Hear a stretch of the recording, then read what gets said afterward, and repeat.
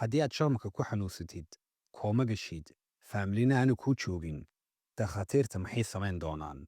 Fideogan dhammayso. Dakhaatiirta jarmalka mar kastaba way isku dayaan inay dadka xanuunsanaya badbaadiyaan. Waxaad laakiin geli kartaa xaalad adag sida koomaha oo kale oo maskaxdaadana aanay joogin. Haddii aad xaalada ka hor aanad caddayn qaabka lagugu daweyn lahaa, qof kale ayaa go'aanka ku qaadan karaa.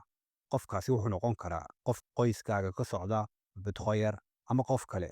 Haddii cid la waayo, dakhaatiirta ayaa go'aanka ku qaadi doona. Haddii aad laakiin rabtid inuu amarkaaga ama go'aankaaga socdo, waxaad maanta sii qori kartaa warqad la yidhaahdo Patientenverfügung. Waa go'aanka bukaanka. Patientenverfügungkaasina waxaad ku dhex qoraysaa anigii hebel hebela waxaan codsanayaa haddii aan xanuunsado ama haddii aan hadli kari waayo qaabka igu daweeya. Koobiga warqadaasina waxaad u geynaysaa house artistka iyo dadka kugu dhow.